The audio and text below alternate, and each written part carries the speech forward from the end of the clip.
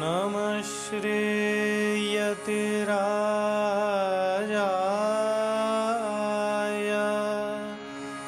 विवेकानन्दसूरये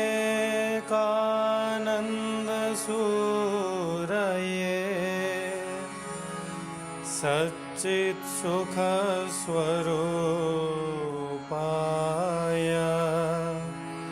स्वामिने तापहारिणे स्वामिने तापहारिणे।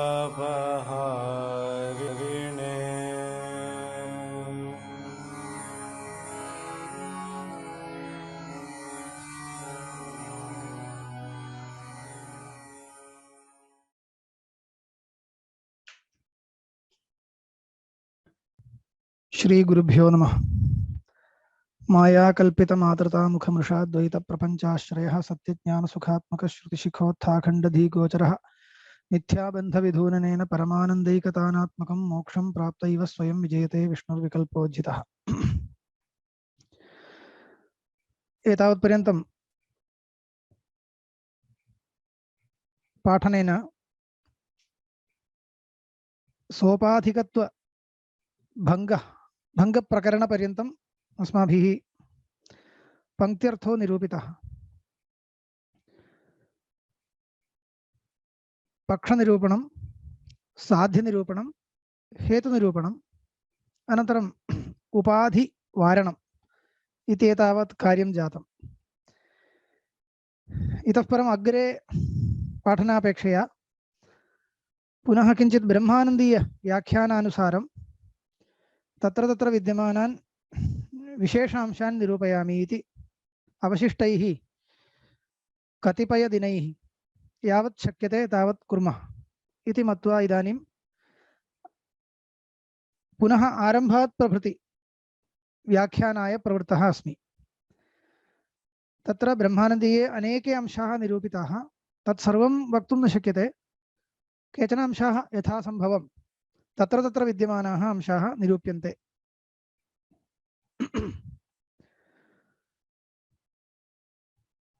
ब्रह्मानंद सरस्वती श्रीचरणैः, गौड़ ब्रह्मानंद सरस्वती श्रीचरणैः लिखिता इयं व्याख्या ब्रह्मानन्दीयं लघुचंद्रिका इति शब्देन उच्यते।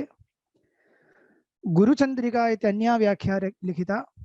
गुरुचंद्रिकां विलिख्य अनन्तरं लघुचंद्रिका लिखिता इति कृत्वा अत्यन्त सारभूतः अंशः लघुचंद्रिकायां वर्तते। किमर्थम् इयं व्याख्या लिखिता इति चेत् अद्वैतसिद्धेः लेखनानन्तरं तस्यापि पुनः खण्डनं तरङ्गिणी इति नाम्ना आगतं। द्वैतिनां पक्षतः न्यायामृतम् इति प्रथमो ग्रन्थः। न्यायामृतस्य कर्ता व्यासतीर्थः। तस्य खण्डनाय मधुसूदन सरस्वती श्रीचरणैः अद्वैतसिद्धिः लिखिता। तस्य खण्डनाय तत्र वस्तुगत्या व्याख्याद्वयं प्रथमतः जातं। तत् कण्टकोद्धारः इति एका इत्युक्ते न्यायामृतस्य व्याख्यानं कुर्वन् अद्वैतसिद्धिं खण्डयामि इति द्वौ द्वैताचार्यौ प्रवृत्तौ। एकस्य व्याख्यानस्य नाम कण्टकोद्धारः इति, अपरस्य व्याख्यानस्य नाम तरङ्गिणी इति। एवञ्च तरङ्गिणी कण्टकोद्धारः इति व्याख्याद्वयं न्यायामृतस्य प्रसिद्धं। तस्मिन् व्याख्याने प्रथमतः न्यायामृतस्य तात्पर्यम् उक्त्वा अनन्तरम् अद्वैतसिद्धेः खण्डनं कृतमस्ति। तत्रत्य खण्डनस्य उपरि समाधानं वक्तुं लघुचन्द्रिका इति व्याख्या कृता। वस्तुगत्या गुरुचन्द्रिका कृता। ब्रह्मानन्दस्वामिभिः प्रथमतः गुरुचन्द्रिका कृता। गुरुचन्द्रिकायां पूर्वपक्षिणाम् आशयम् अनूद्य तस्य निराकरणं कृतम्। अनेकविधं निराकरणं कृतं। लघुचन्द्रिकायां को विशेषः इत्युक्ते इतोपि संग्रहं कृत्वा पूर्वपक्षिणां मतं विशिष्य न अनूद्यते। लघुचन्द्रिकायां पूर्वपक्षिणां मतं न अनूद्यते, परन्तु सिद्धेरर्थः व्याख्यायते। तस्मिन् व्याख्याने सम्यक् परिशील्यमाने पूर्वपक्षिणां प्रश्नस्य स्वयमेव उत्तरं लभ्यते इति एवं रूपेण लघुचन्द्रिका निर्मिता अस्ति इति कृत्वा अत्यन्तं सूक्ष्मा व्याख्या इयम् अत्यन्तं श्रद्धया कृता व्याख्या इति कृत्वा लघुचन्द्रिका यदा आगता ततः परं लघुचन्द्रिकाकारैः निरूप्यमाणः यः अर्थः स एव सिद्धिग्रन्थस्य अर्थः इति तथा दृढता जाता इति वक्तुं शक्यते। विदुषां मध्ये तथा आदरः लघुचन्द्रिका व्याख्यानस्य अस्ति। अस्याः लघुचन्द्रिकायाः विठ्ठलेशोपाध्यायः इति एकेन आचार्येण विठ्ठलेशी इति एका व्याख्या कृता। सा एव व्याख्या प्रसिद्धा अस्ति, परन्तु सा व्याख्या किञ्चित् दूरमेव अस्ति, प्रायेण सोपाधिकत्व। इदानीं यावत्पर्यन्तं सिद्धिभागः अस्माभिः व्याख्यातः तावत्पर्यन्तस्य सिद्धिभागस्य यः लघुचन्द्रिकाग्रन्थः तस्य लघुचन्द्रिकाग्रन्थस्य विठ्ठलेशी व्याख्यानमस्ति। लघुचन्द्रिका तु पूर्णा वर्तते, सिद्धिग्रन्थस्य आन्तं लघुचन्द्रिका व्याख्या अस्ति, परन्तु लघुचन्द्रिकायाः अन्या व्याख्या या वर्तते सा तावत् दूरं नास्ति, आरम्भभागे एव अस्ति। अन्यापि काचन व्याख्या सिद्धिव्याख्या इति अत्र उपलभ्यते। सा व्याख्या समीचीना स्यात्, परन्तु प्रायेण इदानीं विद्वद्भिः तस्य अनुसरणं तथा न क्रियते, किन्तु लघुचन्द्रिकाया एव अनुसरणं क्रियते इति स्थितिः। एवञ्च लघुचन्द्रिका दृष्ट्या एव वयम् इदानीं किञ्चित् निरूपणं करिष्यामः। नमो नवघनश्याम कामकामितदेहिने कमलाकामसौदाम कणकामुकगेहिने इति लघुचन्द्रिकायां मङ्गलपद्यम्। नमो नवघनश्याम कामकामितदेहिने कृष्णस्य स्तुतिरियम्। नवघनश्याम कामकामितदेहाय इत्यर्थः। कामेन कामदेवेनापि कामितः देहः यस्य अस्ति सः कामकामितदेही, देहः अस्य अस्ति इति देही, देहवान्।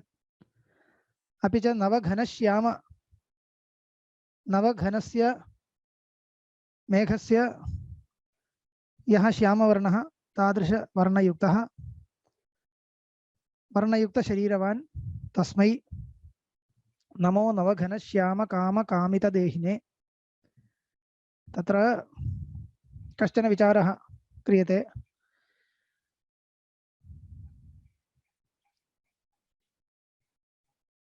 न कर्मधारयान् मत्वर्थीया भवन्ति बहुव्रीहिश्चेत् तदर्थप्रतिपत्तिकरः इति वैयाकरणानां नियमः अस्ति। कर्मधारय समासं कृत्वा तदुपरि मत्वर्थीयप्रत्ययः न स्थापनीयः।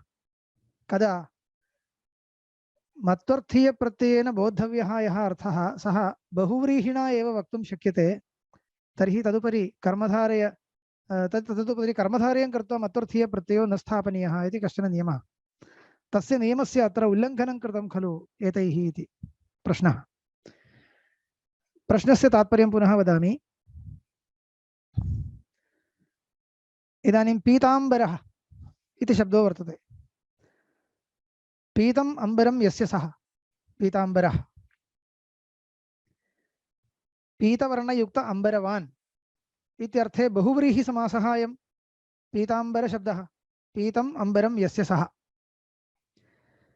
अस्मिन् अर्थे वक्तव्ये पीताम्बरवान् इति शब्दः अयुक्तः। पीताम्बरवान् इति शब्दः अयुक्तः। तत्र कश्चित् पृच्छेत् कथम् अयुक्तः?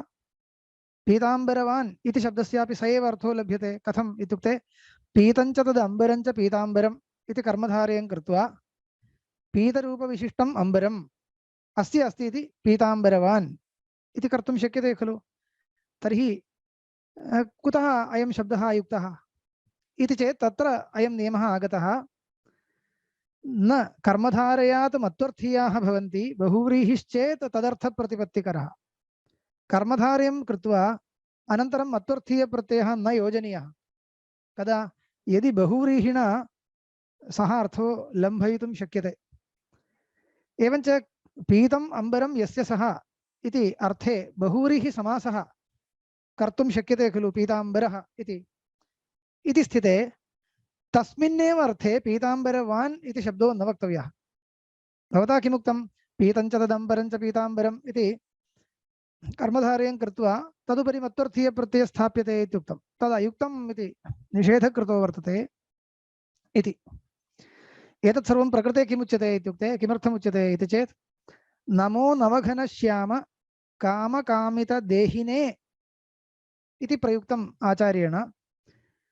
कामकामितदेहाय इति वक्तव्यमासीत्। कामेन कामितः देहः यस्य सः कामकामितदेहः तस्मै कामकामितदेहाय इति वक्तव्ये। कामकामितश्चासौ देहश्च कामकामितदेहः सः अस्य अस्ति इति कामकामितदेही इति मत्वर्थीयप्रत्ययः कृतः अनन्तरं तस्मै देहिने इति कृतम्। इदमयुक्तं खलु इति शङ्का। तत्र समाधानम् उक्तं सत्यम् अयं निषेधः अस्ति परन्तु औत्सर्गिकोऽयं निषेधः। औत्सर्गिकः इति तत्रैव ज्ञायते। कथम् इत्युक्ते न कर्मधारयात् मत्वर्थीयाः भवन्ति बहुव्रीहिश्चेत् तदर्थप्रतिपत्तिकरः। एवञ्च बहुव्रीहिणा सः अर्थः लब्धुं शक्यते।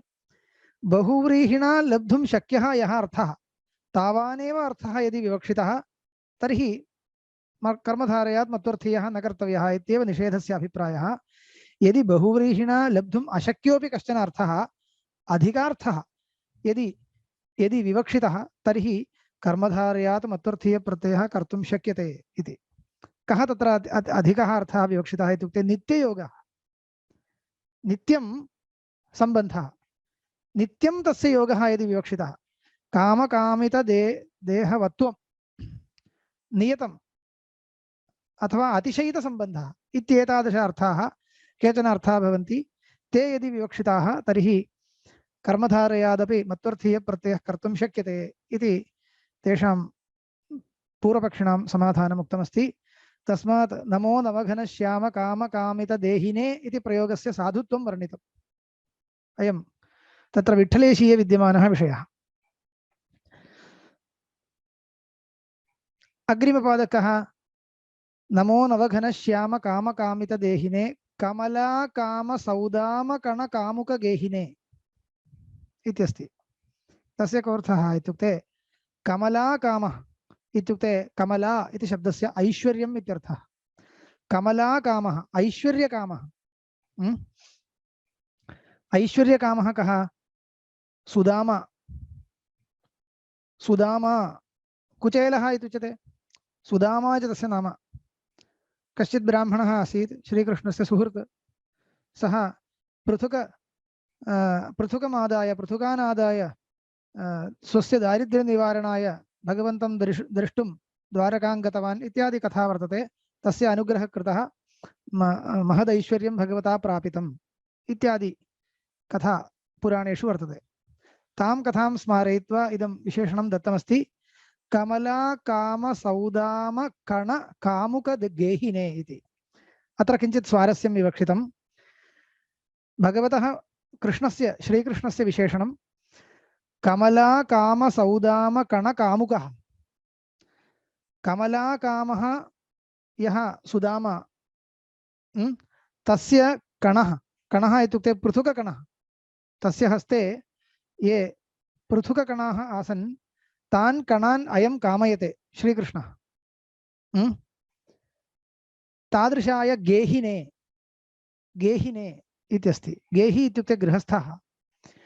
एवञ्च कमला कामुकस्य ऐश्वर्यकामनया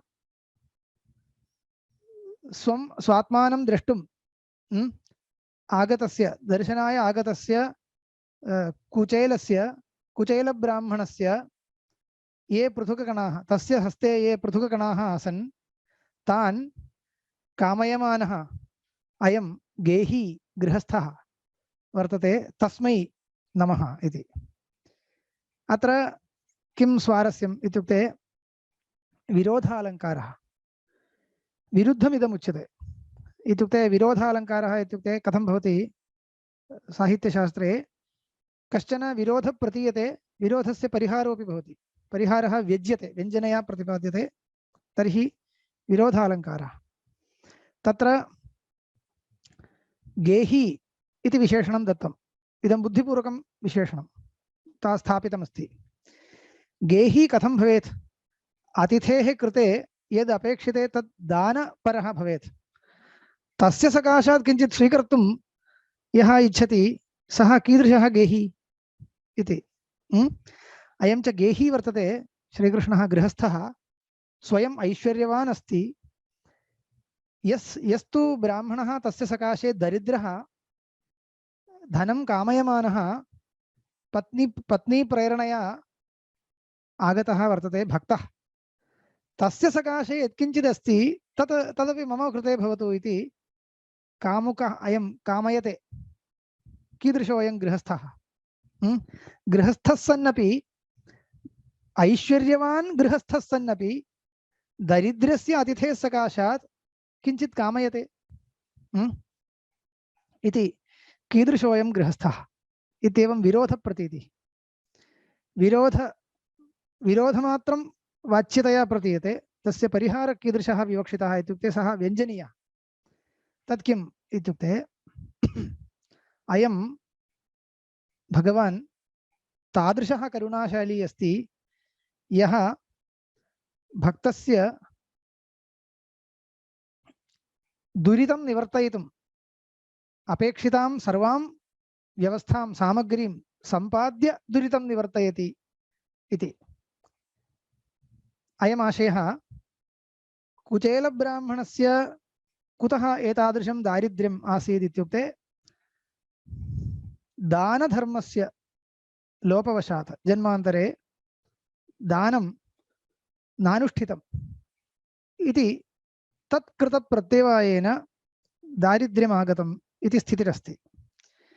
तर्हि तदीयं दारिद्र्यं परिहृत्य यदि ऐश्वर्यं दातव्यं तर्हि दारिद्र्यस्य कारणीभूतं पापं निवर्तनीयं खलु।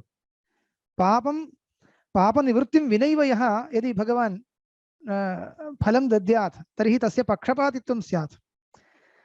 तर्हि किं कर्तव्यं? यथा सः दानं कुर्यात्, दानाभावेन प्राप्तस्य पापस्य परिहाराय दानं कर्तव्यं।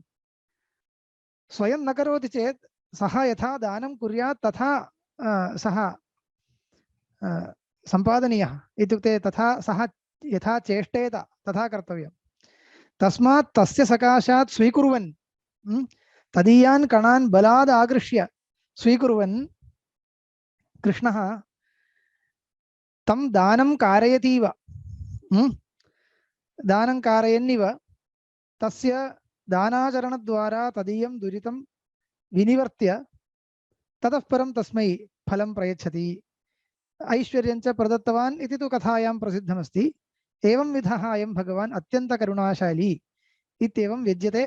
तादृशो भगवान् अस्माकमपि स्वयं कर्मणि अलसानाम् अस्माकमपि कर्मणि प्रेरणां प्रयच्छन् यत्किञ्चित् पापं विद्यमानं निवारयन् अस्मान् श्रेयोमार्गं प्रापयतु इत्यभिप्रायेण नमो नवघनश्याम कामकामितदेहिने कमलाकामसौदामकणकामुकगेहिने इत्येवं मङ्गलश्लोकः लघुचन्द्रिकायाम् अस्ति। तत्समापितम्। इदानीं सिद्धिग्रन्थे यः मङ्गलश्लोकः तदुपरि लघुचन्द्रिकाकारैः कृताः अनेके विचाराः वर्तन्ते। तत्रत्यान् प्रधानभूतान् कांश्चन विचारान् निरूपयामि। सिद्धौ यः मङ्गलश्लोकः तत्र प्रथमतः अयं विचारः तैः प्रदर्शितः। मिथ्याबन्धविधूननेन परमानन्दैकतानात्मकं मोक्षं प्राप्त इव स्वयं विजयते। कः? अखण्डधीगोचरो विष्णुः इति खलु उक्तम्। एवञ्च अस्मात् श्लोकात् कश्चित् उद्देश्यविधेयभावः प्रतीयते। अखण्डधीगोचरो विष्णुः मोक्षं प्राप्तः विजयते इत्यस्ति। अखण्डधीगोचरो विष्णुः मोक्षं प्राप्तः।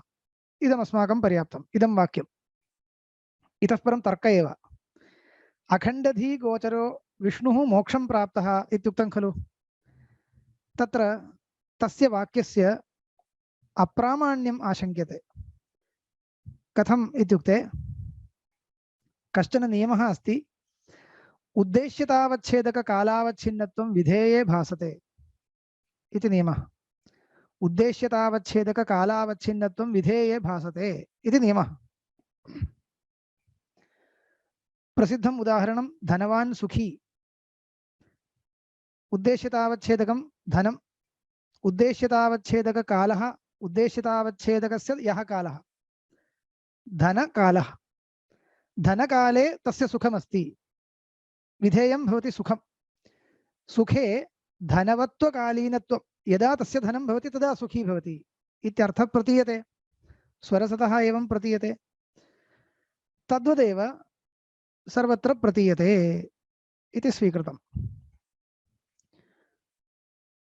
अस्तु प्रतीयतां प्रकृते किम् आयातम् इत्युक्ते अखण्डधीगोचरो विष्णुः विष्णुः नाम जीवः इत्यर्थः पूर्वमेव वर्णितः अखण्डधीगोचरो विष्णुः मोक्षं प्राप्तः इति वाक्यमागतं खलु तर्हि अत्र अखण्डधीगोचरो विष्णुः उद्देश्यः मोक्षप्राप्तिः विधेया मोक्षप्राप्तिर्नाम मोक्षः इत्येव मोक्षो विधेयः तर्हि अखण्डधीगोचरो विष्णुः उद्देश्यः खलु उद्देश्यतावच्छेदकं किम् अखण्डधीगोचरत्वम् अखण्डधीगोचरत्वं नाम किम् अखण्डाकारवृत्तिविषयत्वं तर्हि उद्देश्यतावच्छेदककालो नाम कः अखण्डाकारवृत्तिकालः अखण्डाकारवृत्तिरेव इदानीम् उद्देश्यतावच्छेदिका भवति सा वृत्तिः यस्मिन् काले भवति सः कालः उद्देश्यतावच्छेदककालः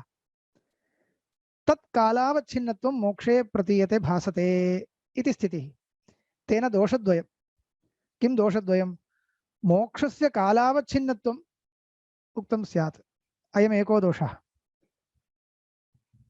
सोऽपि सह्यते इति मन्यतां तदपेक्षया कः क्लेशः अखण्डधीगोचरत्वकालावच्छिन्नत्वं मोक्षे प्रतीयते यदा अखण्डधीगोचरः तदा सः मुक्तः इत्यायाति तच्च शास्त्रविरुद्धं यतोहि अविद्यास्तमयो मोक्षः सा च बन्ध उदाहृतः निवृत्तिरात्मा मोहस्य ज्ञातत्वेनोपलक्षितः इति वार्तिकश्लोकद्वयं वर्तते एकः श्लोको न भिन्नभिन्नश्लोकः तत्र अविद्यास्तमयो मोक्षः इत्युक्तम् अविद्यायाः अस्तमयकाले एव मोक्षव्यवहारः यदा अखण्डधीः अस्ति अखण्डधीः नाम अन्तःकरणवृत्तिः खलु अन्तःकरणवृत्तिस्तु अविद्या परिणामः यदि अन्तःकरणवृत्ति विषयत्वम् अस्ति तर्हि अविद्यापि अस्ति इत्यर्थः अविद्यां विना अन्तःकरणवृत्तिर्न भवति अविद्यायाः परिणामः सः इति कृत्वा तस्मात् अन्तःकरणवृत्तिदशायां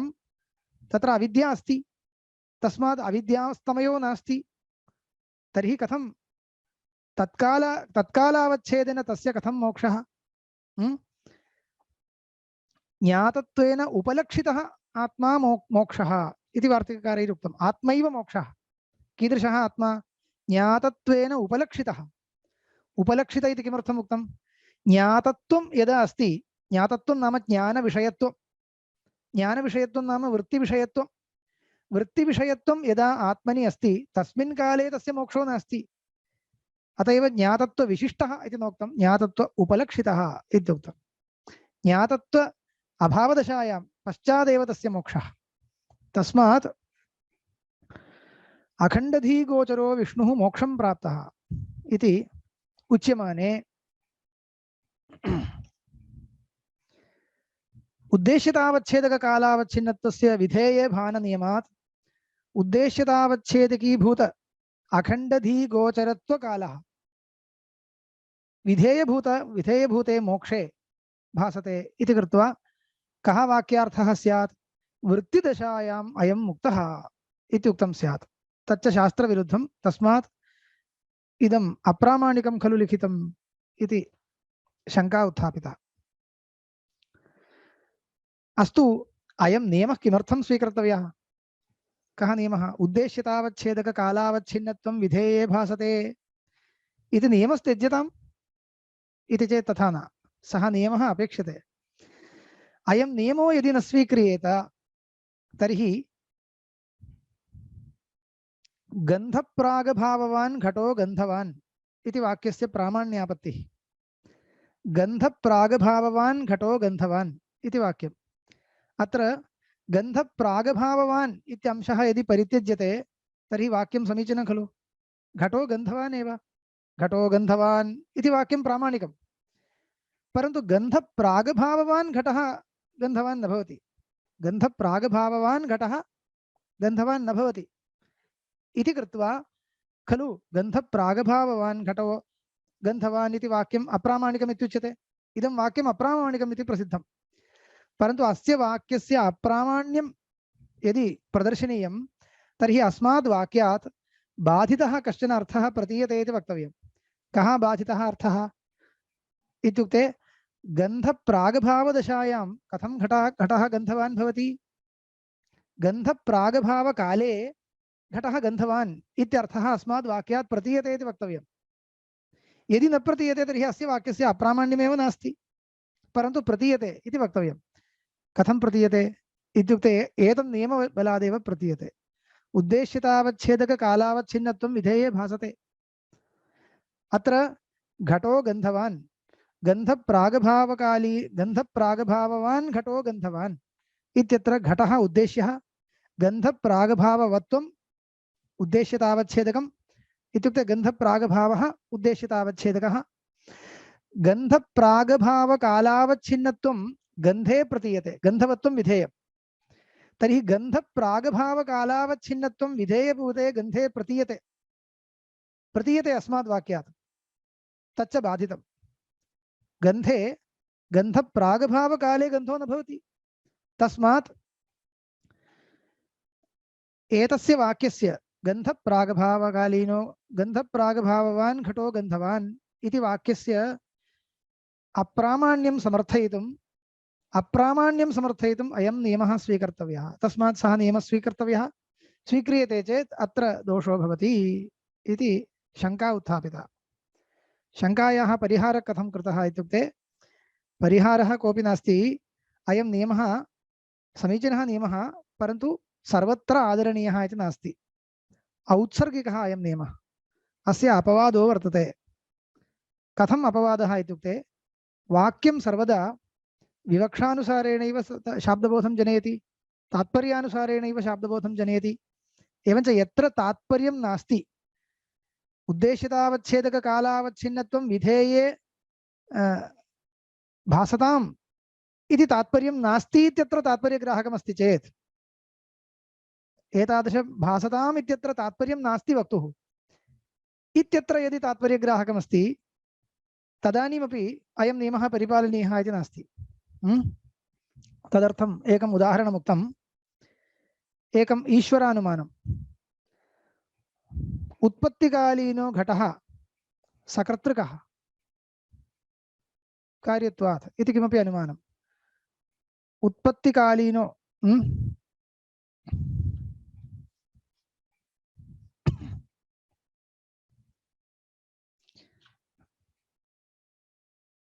तत्र उत्पत्तिकालीनः इत्युक्ते तस्य उत्पत्तिकालीनः इति न आद्यकालीनः सर्गाद्यकालीनः इति सर्गाद्यकालीनो घटः वस्तुगत्या ब्रह्मानन्दीय एवं शब्दप्रयोगः जन्यतासम्बन्धेन कर्तृमान् सकर्तृकः इत्यर्थः जन्यतासम्बन्धेन कर्तृमान् इत्युक्ते कर्तृजन्यः इत्यर्थः जन्यत्वं सम्बन्धकोटो निक्षिप्य तैः उक्तं तावदेव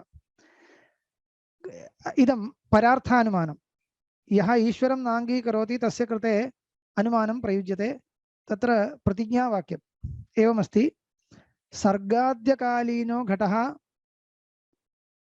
कर्तृजन्यः इत्येवस्तु कर्तृजन्यः कार्यत्वात् इति किञ्चित् अनुमानम् उच्यते अत्र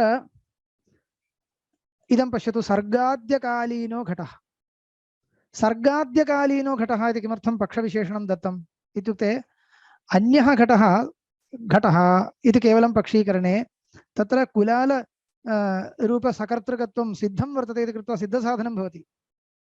अत एव सर्गाद्यकालीनो घटः इति घटो वा पटो वा किञ्चित् जन्यवस्तु इत्यत्रैव तात्पर्यं। त्रिणुकं द्विणुकं वा भवतु चिन्ता नास्ति, सर्गाद्यकालीनं जन्यं किञ्चित् सकर्तृकम् इति अनुमीयते। अत्र पक्षविशेषणं तु अपेक्षते। सर्गाद्यकालीनत्वं विशेषणं सार्थकम्, अन्यथा ईश्वरो न सिद्ध्यति। परन्तु अनेन अनुमानेन जायमाना या अनुमितिः ईश्वरं साधयति इति, ईश्वरं विषयीकरोति इति वक्तव्यं खलु। ईश्वरं साधयति इदम् अनुमानम् इत्युक्ते तादृश घटकर्तृत्वेन ईश्वरः सिद्ध्यति इति वक्तव्यं। तर्हि अनुमितेर आकारः कः स्यात् इत्युक्ते घटः सकर्तृका इत्येव वक्तव्यं। सर्गाद्यकालीन घटः सकर्तृका इति भवतु, तदानीमपि चिन्ता नास्ति। परन्तु उद्देश्यतावच्छेदक कालावच्छिन्नत्वं विधेये भासते चेत् श्रमो भवति। कुतः? अत्र अनुमाने पक्षः उद्देश्यः, पक्षतावच्छेदकम् उद्देश्यतावच्छेदकं भवति। इदानीं सर्गाद्यकालीनो घटः यदा पक्षीक्रियते तत्र सर्गाद्यकालीनत्वम् उद्देश्यतावच्छेदकं भवति। तर्हि उद्देश्यतावच्छेदक कालावच्छिन्नत्वं यदा विधेये कर्तरि भासते, अतएव जन्यतासंबन्धेन कर्तृमान् इत्यनुमानं। कर्ता एव अनुमीयते, कर्ता साध्यः, स च कर्ता न अस्मदादिर्भवति इति अस्मदादिषु तत्कर्तृत्वस्य बाधितत्वात् ईश्वरः सिद्ध्यति इति वक्तव्यं। परन्तु किं स्यात्, यद्ययं नियमः भवदुक्तनियमः अत्र प्रवर्तेत तर्हि सर्गाद्यकालावच्छिन्नकर्ता एव अत्र अनुमीयेत। सर्गाद्यकालावच्छिन्न एव कर्ता अनुमीयेत, स च ईश्वरो न भवति। यतोहि ईश्वरस्य काल अनवच्छिन्नस्यैव सिषाधैषितत्वात्। ईश्वरस्तु काल अनवच्छिन्नः सिषाधैषितः, न तु किञ्चित् कालावच्छिन्नः। अवगतं खलु? तस्मात् काल अनवच्छिन्नः ईश्वरः सिद्ध्यतु इत्यभिप्रायेण यः परार्थानुमानं करोति तत्र उद्देश्यतावच्छेदक कालावच्छिन्नत्वस्य विधेये भानं नापेक्षते इति। अत्र तु अनुमाने ईश्वरः सिषाधैषितः इति कृत्वा ईश्वरस्य काल अनवच्छिन्नस्यैव सिषाधैषितत्वात् अनेन अनुमानेन सिद्ध्यन् ईश्वरः सर्गाद्यकालीनः ईश्वरः सिद्ध्यति, सर्गाद्यकालीनः कश्चन ईश्वरः एवं नास्ति। ईश्वरः इत्युक्ते ईश्वरः तावदेव, कालानवच्छिन्नो नास्ति इति। कालावच्छिन्नः सः न भवति, काल अनवच्छिन्नः भवति, अपेक्षते इति। यथा अस्मिन् स्थले अस्य नियमस्य व्यभिचारो दृष्टः तद्वदेव अत्रापि ग्रन्थकारप्रयोगे अयं नियमो न आदर्तव्यः इति कश्चन विषयः उच्यते। तर्हि कथम् अयं नियमः अत्र न आदर्तव्यः इति कथं ज्ञायते? ग्रन्थकारस्य विवक्षा अस्ति इति। अयं नियमः अत्र न आदर्तव्यः इत्यत्र ग्रन्थकारस्य विवक्षा अस्ति इति वक्तव्यं। कथं सा विवक्षा अवगम्यते इत्यपि अस्माभिः निरूपणीयमस्ति।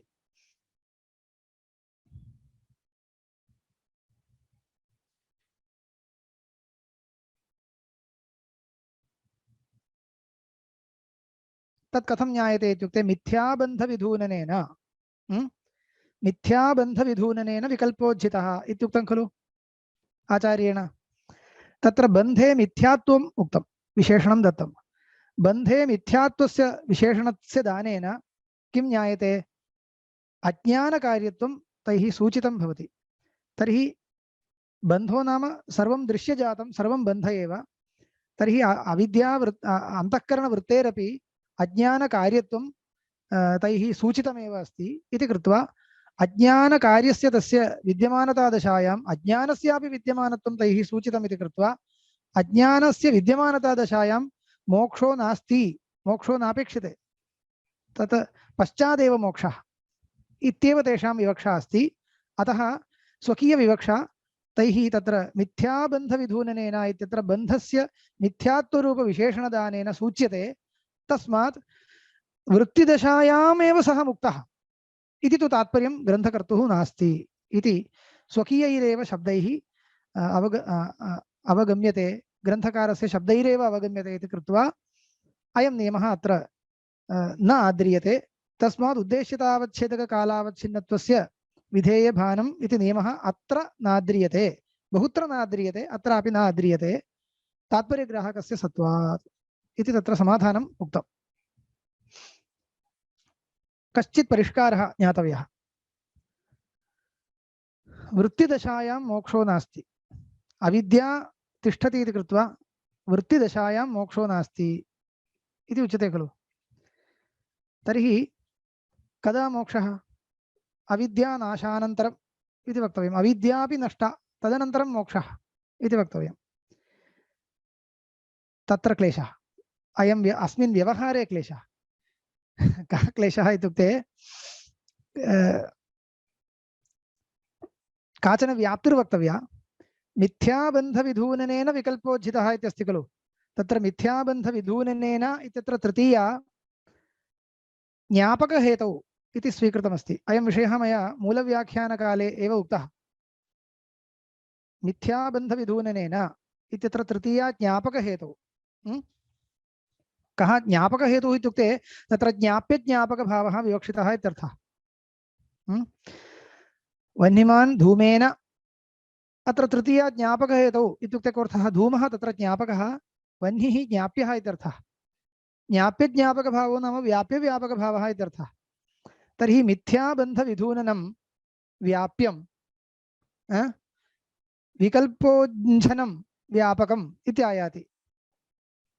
तत्र पदार्थः कः इत्युक्ते बन्धास्तमयेन दृश्यशून्यः इत्यर्थो वक्तव्यः।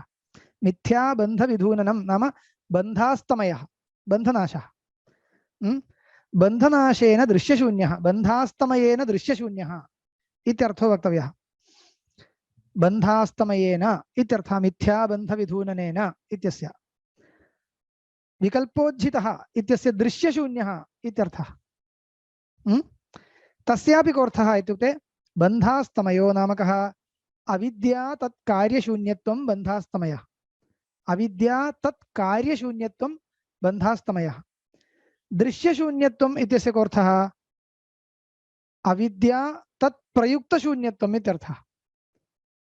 अयं विभागः कुतः कृतः इति तु वेदान्तप्रक्रियां ये जानन्ति ते स्पष्टम् अवगच्छन्ति।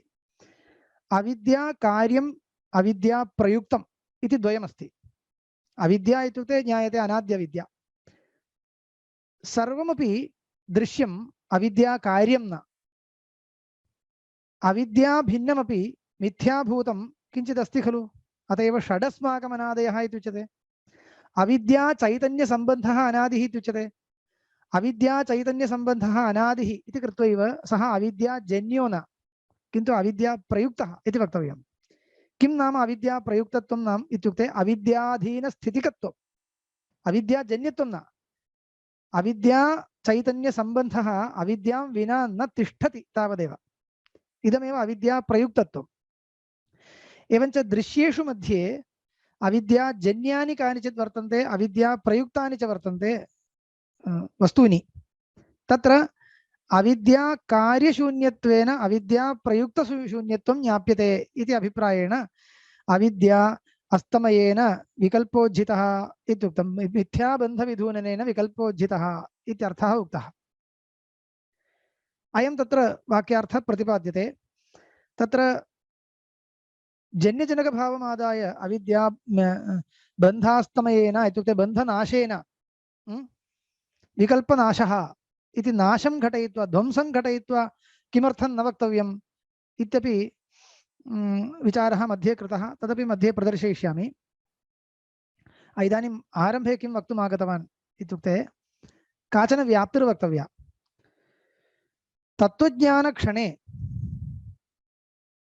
तत्त्वज्ञानक्षणः इति कश्चन क्षणः स्वीक्रियताम्। तस्मिन् क्षणे अयं मुक्तो नास्ति खलु। तर्हि तत्त्वज्ञानक्षणे न मुक्तः, किन्तु तदा अग्रिमक्षणे इति भवता उच्यते। तर्हि तत्त्वज्ञानक्षणः तत्त्वज्ञानक्षणे मोक्षो नास्ति। तत्त्वज्ञानक्षणः मुक्तिमान् क्षणो नास्ति, मोक्षवान् नास्ति, किन्तु तत्त्वज्ञान अनन्तरक्षणः मोक्षवान् इति खलु वक्तव्यम्। मोक्षः तत्त्वज्ञान अनन्तरक्षणे एव अस्ति, तत्त्वज्ञानक्षणे नास्ति। कुतः? तत्त्वज्ञानं नाम अविद्यायाः कार्यम्। इति कृत्वा तत्त्वज्ञानक्षणे अविद्या अस्ति, तदनन्तरक्षणे मोक्षः इति वक्तव्यम्। तर्हि अनन्तरक्षणम् अन्तर्भाव्य मोक्षः निरूपणीयः। तत् शक्यते वा इत्युक्ते न शक्यते। कः क्लेशः? अनन्तरक्षणः इति कश्चन क्षणोऽपि नास्ति। क्षणो नाम कालविशेषः। तत्त्वज्ञान अनन्तरम् अनन्तरत्वं नाम किं? क्षणविशेषः खलु। अनन्तरं कश्चन क्षणः इति नास्ति। तस्मात् किं कर्तव्यं? सर्वोऽपि व्यवहारः तत्त्वज्ञानक्षणम् अन्तर्भाव्य अस्माभिः सम्पादनीयं। तत्त्वज्ञानस्थितिपर्यन्तमेव संसारः। तर्हि ततः परं दृश्यं नास्ति इत्ययम् आशयः ततः परम् इति शब्दम् अनुक्त्वा वक्तव्यः। अवगतं खलु? ततः परम् इति उच्यमाने शास्त्रविरोधः। परन्तु आशयस्तु स एव, ततः परं नास्ति इति। सामान्यभाषया उच्यते चेत्, लोकभाषया उच्यते चेत् तत्त्वज्ञानानन्तरं दृश्यं नास्ति इत्येव। परन्तु तत्त्वज्ञान अनन्तरम् इति शास्त्रभाषया वक्तुं न शक्यते। तत्त्वज्ञानक्षण एव अन्तिमक्षणः, ततः परं क्षण एव नास्ति। तस्मात् किं कर्तव्यं? तत्त्वज्ञानक्षणान्तर्भावेन काचन व्याप्तिर्वक्तव्या। यथा अयं मया उक्तः आशयः तत्र लभ्यते तथा वक्तव्यं। तदर्थं किं कृतं? यो यः तत्त्वज्ञानक्षणः सः दृश्याश्रयकालपूर्वत्वाभाववान् इति काचन व्याप्तिः व्युत्पादिता। इयं व्याप्तिः मनसि धर्तव्या। इयं व्याप्तिः तृतीयमिथ्यात्वनिरूपणकालेपि अपेक्ष्यते अस्माकं। किमुक्तं? योऽयं तत्त्वज्ञानक्षणः, चरमक्षणः इति उच्यते अस्माभिः। चरमक्षणः तत्त्वज्ञानक्षणः सः कीदृशो भवति? दृश्याश्रयकालपूर्वत्वाभाववान्। इत्युक्ते कोऽर्थः? तत्त्वज्ञानक्षणाद् अनन्तरं यदि दृश्यं किञ्चित् भवति तर्हि तत्त्वज्ञान अनन्तरक्षणः इत्युक्ते कृत्वा चिन्तया वक्तव्यं। तत्त्वज्ञान अनन्तरं कश्चन क्षणो यदि भवति, स च क्षणः यदि दृश्याश्रयक्षणो भवति तर्हि तन्निरूपितं पूर्वत्वं तत्त्वज्ञाने क्षणे आगच्छति खलु। आगच्छति खलु। तत्त्वज्ञान अनन्तरं यदि कश्चित् क्षणो वर्तते, स च क्षणः यदि दृश्याश्रयक्षणो भवति तर्हि तादृशक्षणनिरूपितं पूर्वत्वं तत्त्वज्ञानक्षणस्य आगच्छति। एवञ्च अस्माभिः का व्याप्तिरुक्ता? यः तत्त्वज्ञानक्षणः सः दृश्याश्रयकालपूर्वत्व अभाववान् इति। अस्य कोऽर्थः? तत्त्वज्ञान अनन्तरक्षणे दृश्यं नास्ति इत्यर्थः लोकभाषया। शास्त्रभाषया तत्त्वज्ञान अनन्तरक्षणः इति न वक्तव्यम् इति कृत्वा तत्त्वज्ञानक्षणम् आदाय इयं व्याप्तिः प्रदर्श्यते। दृश्याश्रयकालपूर्वत्वाभाववान् इति।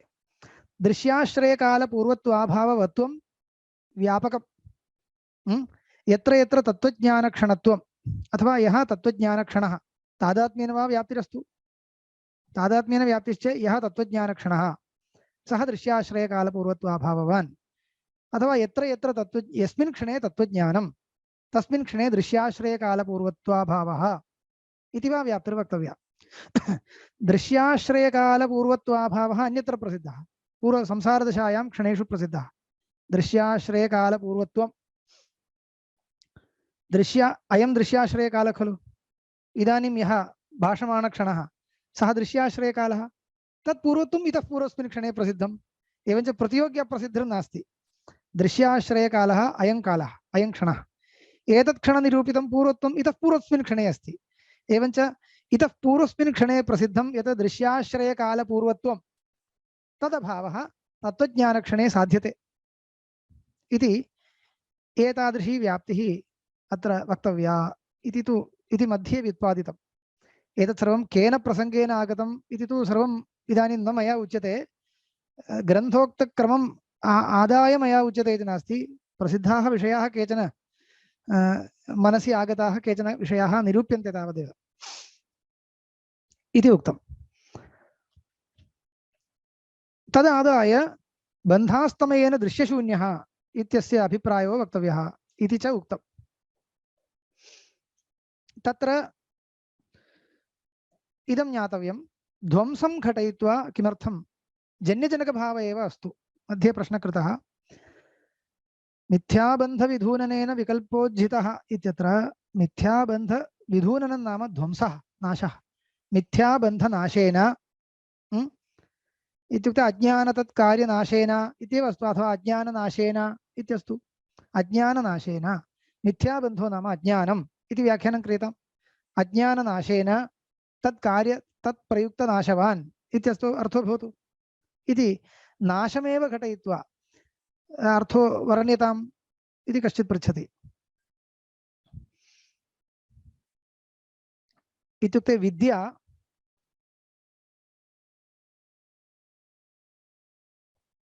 इदं निरूपणीयं चेत् किं कर्तव्यं प्रथमतः विद्यायाः नाशकत्वं वक्तव्यं विद्या बन्धस्य नाशिका इति वक्तव्यं सर्वम् एतत् कः करोति विद्या एव करोति तर्हि विद्या किमपि नाशयति इति वक्तव्यं न तु ज्ञापयति अस्माभिः किमुक्तम् अत्र नाश्यनाशकभावो नास्ति किन्तु ज्ञाप्यज्ञापकभावः ज्ञाप्यज्ञापकभावो नाम व्याप्यव्यापकभावः कः व्याप्यव्यापकभावः स एव इदानीम् उक्तः यः विद्यावान् क्षणः सः दृश्याश्रयकालपूर्वत्वाभाववान् इति व्याप्तिः अत्र बोद्धव्या इति तत्त्वज्ञानेन मोक्षो भवति इत्युक्ते तत्त्वज्ञानेन संसारो निवर्तते इति वेदान्तवाक्यं भवति खलु अस्मिन् अर्थे तत्त्वज्ञानेन संसारो निवर्तते विद्वान् नामरूपाद् विमुक्तः इत्येतादृश वेदान्तवाक्यमस्ति विद्वान् नामरूपाद् विमुक्तः इत्यस्य कोऽर्थः विद्या संसारं निवर्तयति इत्यर्थः अत्र किं विद्या संसारं निवर्तयति इत्युक्ते संसारध्वंसं जनयति इत्यर्थो न किन्तु किन्तु कः अर्थः तत्र कश्चन ज्ञाप्यज्ञापकभावः विवक्षितः न तु जन्यजनकभावः ज्ञाप्यज्ञापकभावो विवक्षितः कः ज्ञाप्यज्ञापकभावः व्याप्यव्यापकभावः कः व्याप्यव्यापकभावः अयमेव पूर्वोक्तः यः विद्यावान् क्षणः सः दृश्याश्रयकालपूर्वत्वाभाववान् इदमेव विवक्षितम् इति उक्तम् सः पृच्छति ध्वंसः एव भवतु जन्यजनकभावः एव विवक्षितां को दोषः तदा प्रश्नः कृतः विद्या स्वभिन्नानां सर्वेषां दृश्यानां ध्वंसं जनयति इति वक्तव्यम् आपतति विद्या किं करोति विद्या नाम तत्त्वज्ञानं स्वभिन्नानां सर्वेषां दृश्यानां ध्वंसं जनयति इति भवताम् आशयो वा तर्हि क्लेशो भवति कः द्वयोः नाशनं कर्तव्यम् इदानीम् एकस्तु विद्यायाः नाशनं कः करिष्यति विद्यापि एकः दृश्यपदार्थः खलु विद्या नाम तत्त्वज्ञानम् अखण्डाकारवृत्तिः विद्या किं करोति स्वभिन्नानां सर्वेषां ध्वंसं जनयति न तु स्वध्वंसं जनयति तर्हि विद्यायाः ध्वंसं कः जनयति इति प्रष्टव्यम् अपि च विद्याजन्यस्य ध्वंसस्य ध्वंसं कः जनयति विद्याजन्यस्य ध्वंसस्यापि दृश्यत्वात् तस्य ध्वंसं कः जनयिष्यति इति प्रश्नः अस्य उत्तरं नास्ति अतः अत्र ध्वंसं जनयति इत्यादि व्यवहारो मास्तु इत्युक्तम् तदुपरि कश्चित् कुशलः समाधानं कर्तुम् आगतः विद्या एव सर्वं करिष्यति इति निरूपयिष्यामः इति कथम् इत्युक्ते विद्या नाम तत्त्वज्ञानं तत्त्वज्ञानम् इदानीं नैयायिकरीत्या पश्यामः क्षणद्वयं तिष्ठति क्षणद्वयमेव भवतु तदपेक्षया मास्तु क्षणद्वयं तिष्ठति इति अन्ततो गत्वा स्वीकर्तव्यं तदपेक्षया तिष्ठेदपि परन्तु तिष्ठति इत्यत्र प्रमाणं नास्ति क्षणद्वयं वा अन्ततो गत्वा तिष्ठति तद्विना न भवति किञ्चित् तत्त्वज्ञानं क्षणद्वयमेव तिष्ठति इत्यपि अस्माभिः अङ्गीकर्तव्यं सर्वं ज्ञानं क्षणद्वयमेव तिष्ठति इत्यत्रैव विरोधः अस्माकमपि क्षणद्वयमेव तिष्ठति इत्यपि भवति खलु कदाचित् अस्तु क्षणद्वयं तिष्ठति खलु पर्याप्तं तत्र सर्वं सम्पादयिष्यामः कथम् इत्युक्ते प्रथमक्षणे विद्या उत्पद्यते उत्पन्ना सती सा स्वेतरसकलध्वंसं जनयिष्यति तर्हि स्वेतरसकलदृश्यध्वंसः विद्योत्पत्तिद्वितीयक्षणे अस्ति खलु तर्हि इदानीं विद्योत्पत्तिद्वितीयक्षणे विद्याप्यस्ति विद्याजन्यः स्वेतरसकल दृश्यध्वंसोऽप्यस्ति इयञ्च विद्या द्वितीयक्षणे अपि विद्यमाना इति कृत्वा सा किं करोति स्वात्मानमपि नाशयिष्यति स्वजन्यध्वंसमपि नाशयिष्यति इति तृतीयक्षणे नाशयिष्यति इति स्वीकुर्मः इदानीं कथं स्वस्यापि नाशं करोति वा इत्युक्ते करोति स्वस्यापि स्वध्वंसकत्वं भवति वा इत्युक्ते भवति अवच्छेदकभेदेन इति तत्त्वज्ञानत्वेन रूपेण नाशकत्वं, दृश्यत्वेन रूपेण नाश्यत्वं। वृत्तौ तत्त्वमस्यादिवाक्यजन्य तत्त्वज्ञानत्वम् अस्ति, यतः वृत्तिः तत्त्वमस्यादिवाक्यजन्य तत्त्वज्ञानम् इति कृत्वा तत्त्वमस्यादिवाक्यजन्य ब्रह्ममात्रविषयकवृत्तित्वेन रूपेण नाशकत्वं, दृश्यत्वेन रूपेण नाश्यत्वम्, एवञ्च नाशकत्वं नाश्यत्वं च अस्ति। नाशकतावच्छेदकधर्ममादाय नाशकत्वं, नाश्यतावच्छेदकधर्ममादाय नाश्यत्वम् इति तत्त्वज्ञानोत्पत्ति द्वितीयक्षणे सर्वं समापितं, सर्वं समापयिष्यामः। स्वात्मानमपि नाशयति, स्वजन्यं दृश्यध्वंसमपि नाशयिष्यति इति सर्वं समाप्तम् इति चेत् न किमपि समाप्तम् इति चेत् न किमपि न समाप्तं। यतोहि इदानीमपि भवता किमुक्तं, ध्वंसं जनयति इत्येव भवान् वदति, तर्हि इतोपि तृतीयक्षणे विद्याध्वंसः विद्याजन्यध्वंसध्वंसः इति द्वयं तिष्ठति। विद्याजन्य विद्यातिरिक्तदृश्यध्वंसः, विद्याजन्यः विद्याजन्य विद्यातिरिक्तदृश्यध्वंसस्य ध्वंसः विद्याध्वंसः इत्येतद् ध्वंसद्वयं तृतीयक्षणे तिष्ठति। तौ ध्वंसौ कः नाशयिष्यति? तस्य नाशनाय अन्यः कश्चित् पदार्थः आनीयते, सोऽपि किं करिष्यति? तद् ध्वंसं जनयिष्यति।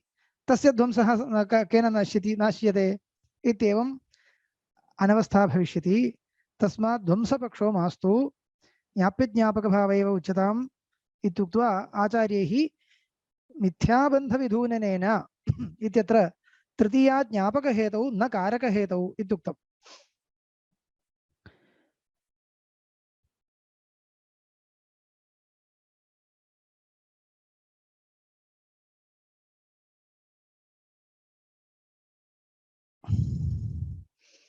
अत्र अन्येपि केचन अंशाः वक्तव्याः, अथवा इदम् अयं विषयः एतावता मङ्गलश्लोकविचारे परमानन्दैका एकतानात्मकं मोक्षं प्राप्तः इत्यस्य कोऽर्थः? परमानन्दैकतानात्मकत्वं नाम किं? स्वयं विजयते इति कथं भवति? विजयते इत्युक्ते तत्र विजयं प्रति कर्तृत्वम् आगतम् इत्यादि अनेके विचाराः तत्र कृताः, सर्वं समाहितम्। एवं रीत्या मङ्गलश्लोकस्य उपरि एतावान् विचारः अस्तु।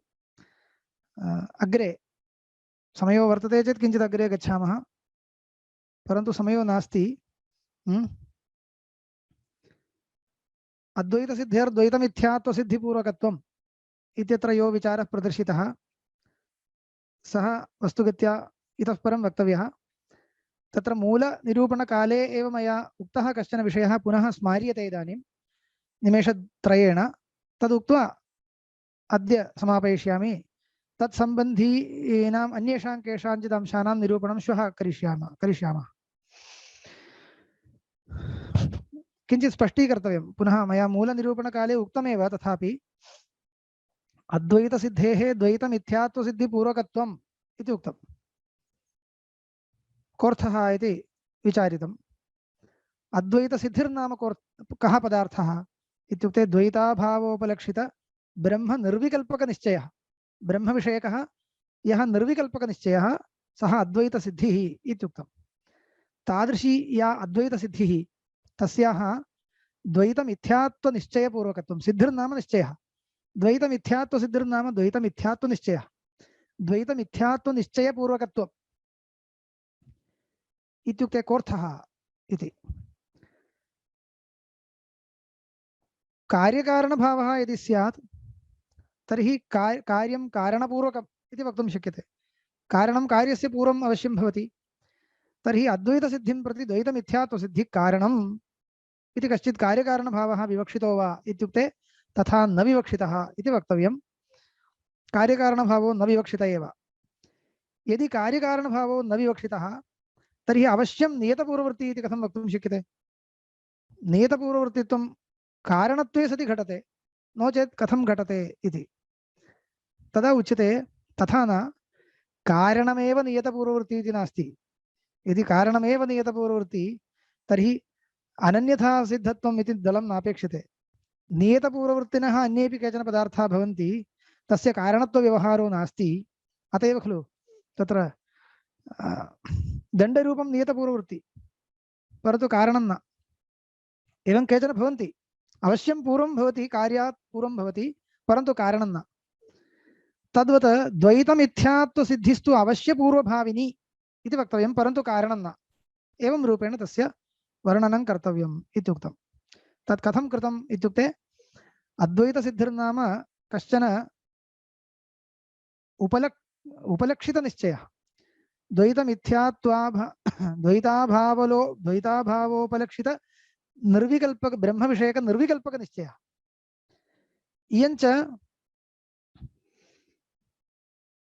निर्विकल्पक बुद्धिः इति कृत्वा यदि विशिष्टबुद्धिः स्यात् तर्हि विशेषणज्ञानं कारणमिति वक्तुं शक्यते। निर्विकल्पकबुद्धिः इति कृत्वा तत्प्रति विशेषणज्ञानविधया कस्यचित् ज्ञानस्य उपयोगो न वक्तुं शक्यते। तथापि उपलक्षितबुद्धिः खलु, उपलक्षितबुद्धित्वात् उपलक्षितबुद्धिं प्रति विशिष्टबुद्धिः कारणं, तदुपलक्षितबुद्धिं प्रति तद्विशिष्टबुद्धिः कारणम् इत्यस्ति।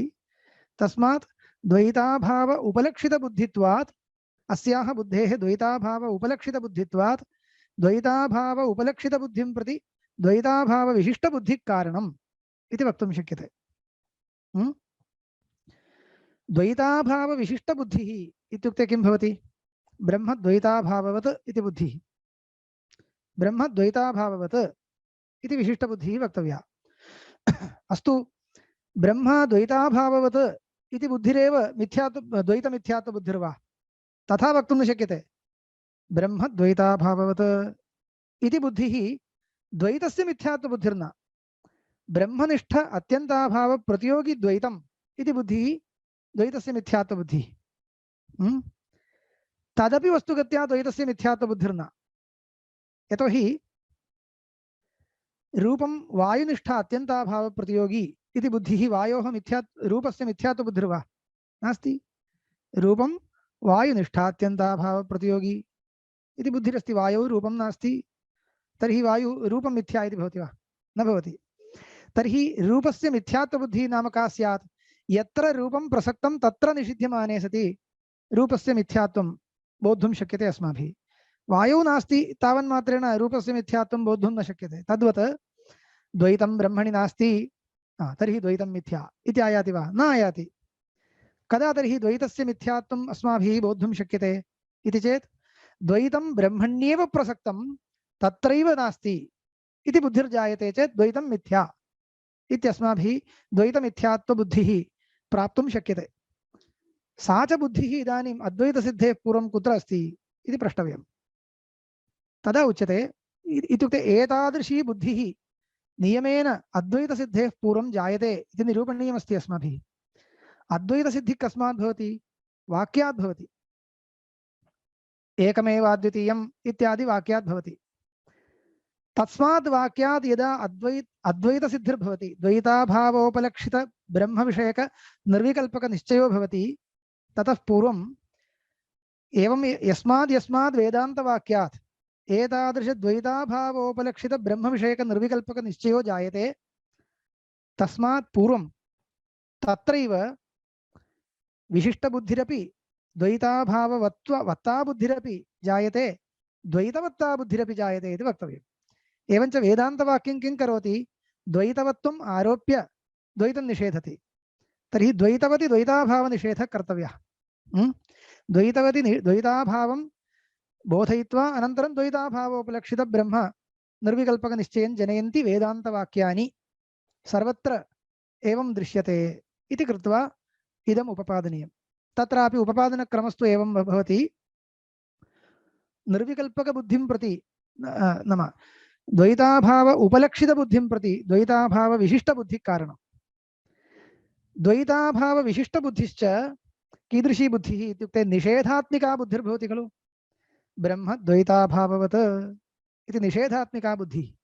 इयञ्च बुद्धिः वाक्याद् यदा जायते तदा किं भवति? वाक्यं यदा निषेधं करोति तदा प्रसक्तिं सम्पाद्यैव निषेधं कर्तुं प्रभवति, अन्यथा व्यर्थं स्यात्।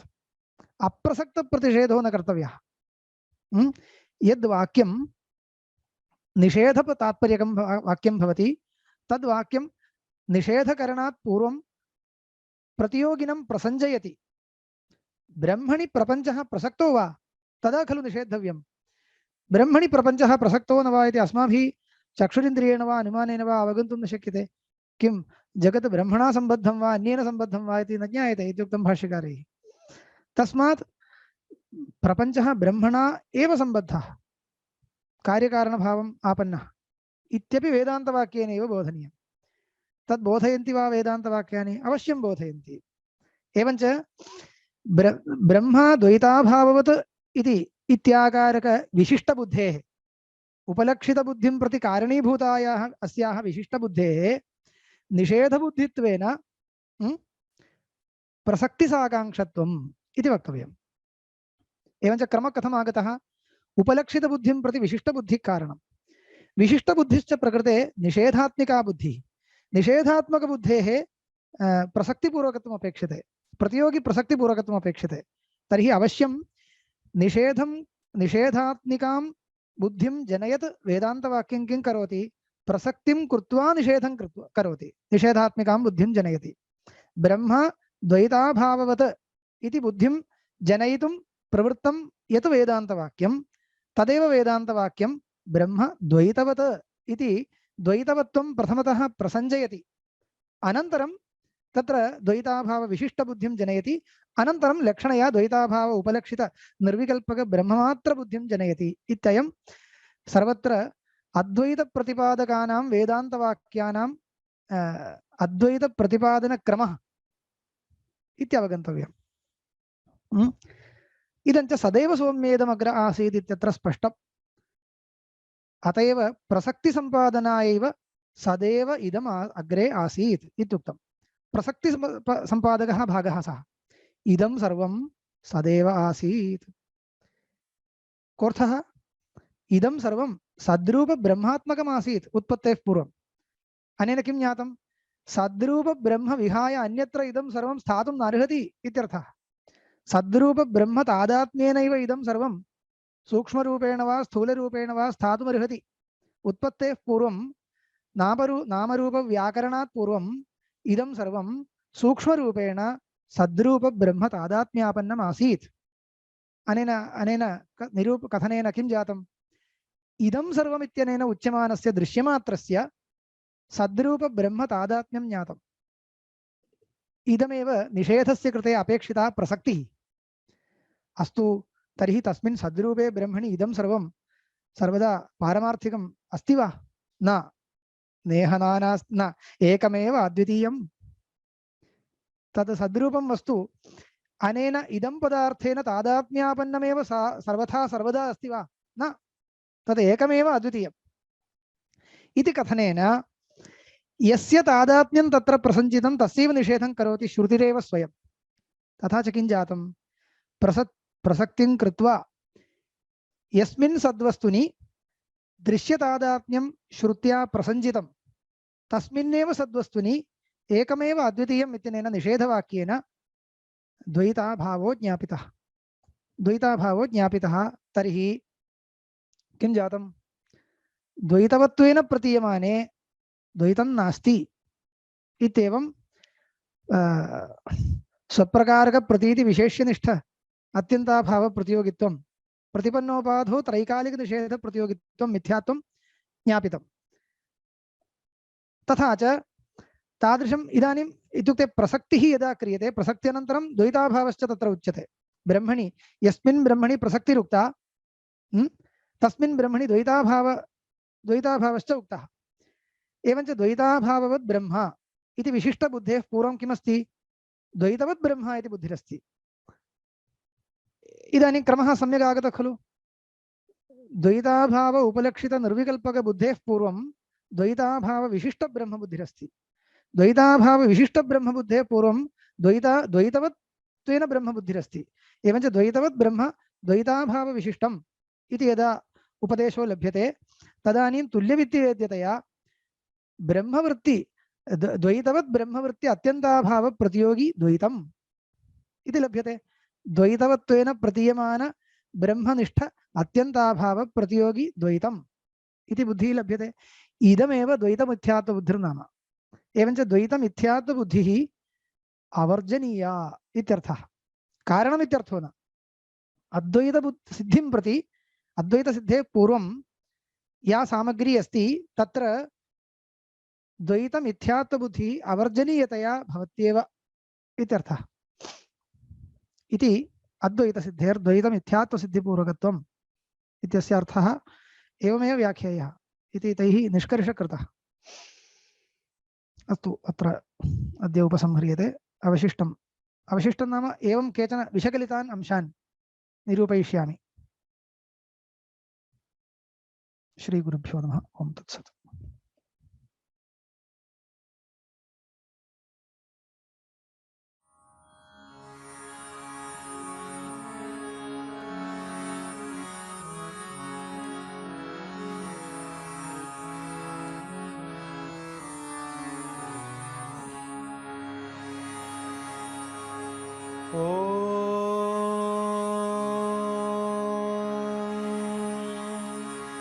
स्थापकाय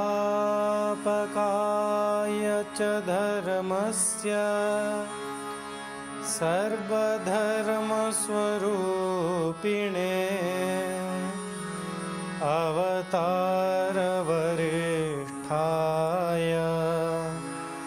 रामकृष्णाय ते नमः।